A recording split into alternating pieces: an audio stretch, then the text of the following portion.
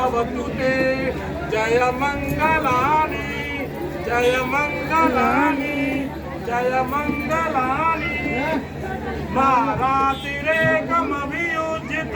सापरन्ति घोरं पनालवक माखमदत्तयकं खन्ति सुधान्तविधिना चित्तवा मुनिन्दो तन्तेजसा भवतु ते जय मंगलानि जय मंगलानि जय मंगलानि नालागिरि गजवरम् अति अद्भुतं दावाग्निचक्रमशनि सुदारुणन्तं मैतम्बुजेकविधिना चितवा मुनिन्दो तङ्गतेजसा भवतु ते जय मंगलानि जय मंगलानि जय मंगलानि ओके तखगमतिहत सुदारुणन्तं धावन्ति योजनपथ धूलिमालवन्तं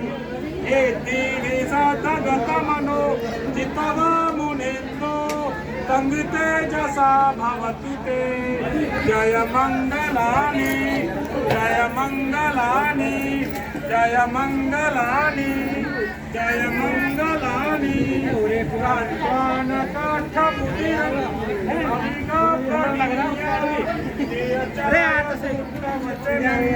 जनकाय मध्ये संतेन सोमविधिना चितवा मुनिन्दो तङ्गतेजसा भवतु ते जय मंगलानि जय मंगलानि जय मंगलानि साचक विहाय मति साचक पादुकेतं वादाभिरोपितमनं अति अंधभूतं तय्यापदीपजलितो चितवा मुनिन्दो तङ्गतेजसा भवतु ते जय मंगलानि जय मंगलानि नन्दोपनन्तभुजं विविध महिन्दी बुद्धेन खेन भुजगेन नमापयन्तो हेतुपदेशविधिना चितवा मुनिन्दो तङ्गतेजसा भवतु ते जय मंगलानि जय मंगलानि जय मंगलानि दुःखाः दुष्टभुजगेन सुदट्टुहन्तं घुमाती बकाविदानम् आराधनेन विधिना चितवा मुनिन्दो तङ्गतेजसा भवतु ते जय मंगलानि जय मंगलानि जय मंगलानि एतापि जय बुद्ध अर्थमङ्गल गाथा यो वाचको दिन्दिने सरिते मसिन्दा हित्वा ननेक विविधानि चुपदलानि मोक्षं सुखं अभिगमये नरो सपयो बोलो बधाई हो बधाई हो बधाई हो बधाई हो बधाई हो बधाई हो तथागत बुद्ध की तथागत बुद्ध की तथागत बुद्ध की बाबा साहब बाबा साहब बाबा साहब जय जय जय जय भीम जय जय जय जय भीम जय जय जय जय भीम। इस तरह हमारा जो संस्कार है ये इस अष्टमंगल गाथा के साथ समाप्त होता है। अब हम लोग सभ्य सत्ता करेंगे और अष्टमंगल गाथा में जैसा मैंने पहले बताया तथागत बुद्ध के जीवन की उन घटनाओं का जिक्र किया। एक बार क्या हुआ, इनके चचेरे भाई ने एक हाथी को नशीला पदार्थ खिला दिया और बुद्ध जो कि भिक्षु थे वो रास्ते में चले जा रहे थे और हाथी को उनके सामने छोड़ा। मदमस्त हाथी, उन्होंने समझा यह बुद्ध को अपने पैरों के नीचे कुचल देगा, रौंद देगा। लेकिन जैसे ही हाथी बुद्ध के पास आया, बुद्ध की आंखें और हाथी की आंखों से मिली। जब हाथी ने देखा बुद्ध के चेहरे को, तो हाथी का जो बिगड़ा रूप था, जो रौद्र रूप था, वो बुद्ध के देखते ही शांत हो गया और वो हाथी वहीं की वहीं बैठ गया। ऐसे बुद्ध जिन्होंने अपनी करुणा से ऐसे बिगड़े हुए हाथी को शांत कर दिया हो, उन बुद्ध की कृपा से इन दोनों का मंगल हो, इन दोनों का कल्याण। अभी हमने इसी गाथा में एक बात कही, चिंचाय दुख वचनं जनकाय मध्य। तो चिंचा नाम की एक महिला थी, तो कुछ लोगों ने उस महिला को समझाया कि तुम्हें बुद्ध को बदनाम करना है। तो उस महिला ने अपने पेट पर काठी बांधी, काठी मतलब लकड़ी बांधकर, और जब बहुत लोग, सारे लोग थे, राजा भी था, उस दरबार में वो पहुंच गई और उसने कहा, महाराज मेरा न्याय कीजिए, मेरा न्याय कीजिए, मुझे बर्बाद कर दिया। तो राजा ने कहा, भाई बताओ तुम्हें किसने बर्बाद कर दिया? वहाँ बुद्ध बैठे थे, तमाम ब्राह्मण बैठे हुए थे, दरबार लगा हुआ था। उस महिला ने कहा, महाराज मेरे पेट में बुद्ध का बच्चा है। इस बात को सुनते ही जो बुद्ध के दुश्मन थे, वो खुश हुए कि आज से बुद्ध का प्रभाव खत्म हो जाएगा देश से। और जो बुद्ध के मानने वाले थे, उनको बड़ा दुख हुआ और वो उस महिला को मारने भागे। बुद्ध ने उनसे मना किया और बुद्ध जो अभी तक मौन थे, उस महिला की बात सुन रहे थे।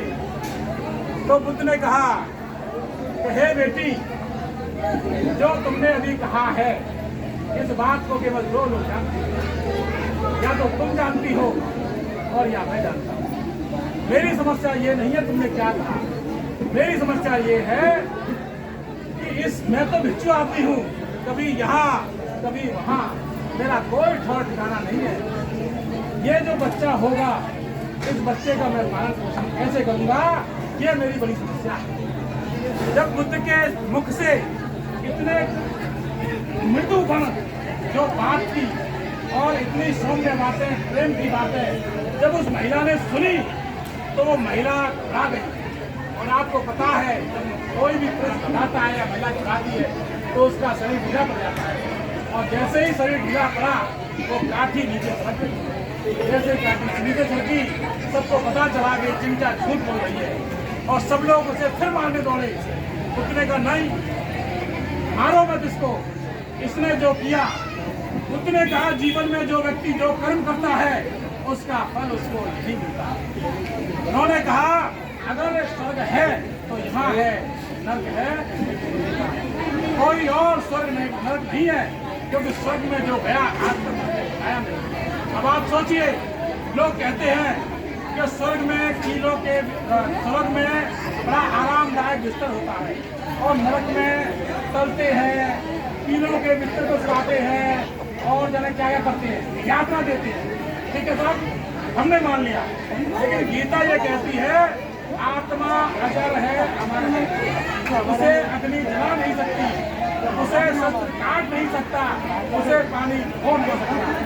तो आप सोचिए, अगर किसी आत्मा को शस्त्र काट नहीं सकता, अग्नि जला नहीं सकती, पानी खो नहीं सकता, तो फिर ऊपर तो आत्मा ही आती है स्वर्ग में। तो नरक में उसको यात्रा कैसे दी जाती है?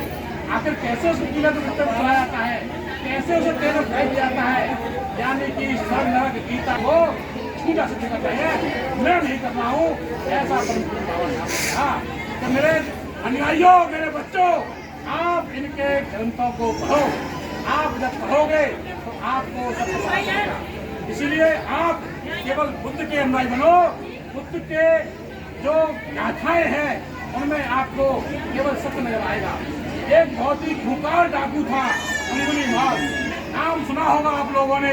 इतना खूंखार डाकू जिसने शपथ ली थी कि मैं सैकड़ों लोगों को मार के उनकी अंगुलियां गले में पहनूंगा।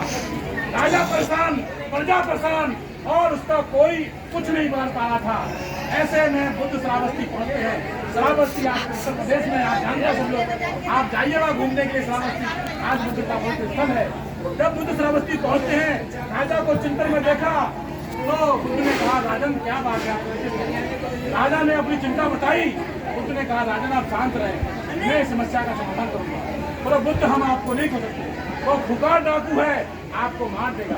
बोले राजा आप चिंता ना करें। और वो जंगल की तरफ चले। तो जंगल पे उनके पहरेदार लगे तो राजा के पहरेदार ने हाथ जोड़े, पैर छुए, बुद्ध आप न जाए। बोले तुम चिंता मत करो। और बुद्ध जंगल में घुस गए। खुकार डाकू ने जब देखा तो भागा। और उसने भाग रहा है तेज, लेकिन बुद्ध को पकड़ नहीं पा रहा है। उसने जोर से कहा ठहर जा। और बुद्ध चलते जा रहे हैं। उसने देखा कोई प्रभाव नहीं हो रहा, उसने कहा ठहर जा। बस लास्ट खत्म हो रहा है, बस खत्म हो रहा है, बस यही लास्ट गाथा के बाद खत्म हो रहा है। तो ठहर जा। बुद्ध फिर भी रुकते हैं। वो सामने से घूम के और पहुंचता है। बोला नहीं, मैंने कहा ठहर जा।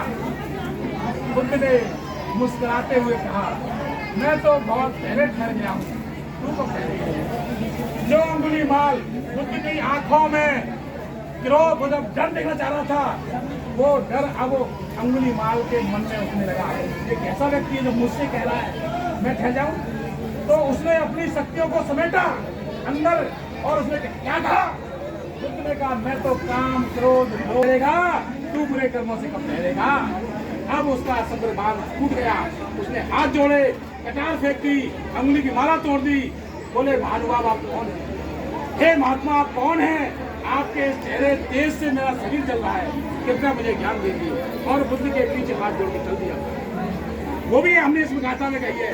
तो ऐसे बुद्ध की जो है करुणा से इन दोनों का मंगल हो। हंतु सब्बे हंतु चखे मिनो सब्बे भद्राणि पश्यन्तु मा कंचे दुःखमागमा सब्बे सत्ता सुखी हन्तु सब्बे हन्तु चखे मिनो सब्बे भद्राणि पश्यन्तु मा कंचे दुःखमागमा। साधु साधु बुद्धं नमामि, धम्मं नमामि, संघं नमामि। दुनिया के सभी प्राणी सुखी हो, सभी का कल्याण हो, सभी को कल्याण का मार्ग मिले, किसी को कोई दुख ना हो। दुनिया के सभी प्राणी सुखी हो, सभी को कल्याण का मार्ग मिले, किसी को कोई दुख ना हो। दुनिया के सभी प्राणी सुखी हो, सभी का कल्याण हो, सभी को कल्याण का मार्ग मिले, किसी को कोई दुख ना हो। साधु साधु साधु बुद्धं नमामि, धम्मं नमामि, संघं नमामि। आप लोगों ने मुझे बड़े प्रेम से, बड़े धैर्य से सुना, इसके लिए बहुत बहुत साधुवाद। आप सभी का मंगल हो, आप सभी कल्याण हो, आप सभी सुखी रहे। ऐसी मंगल कामनाओं के साथ नमो बुद्धाय, जय।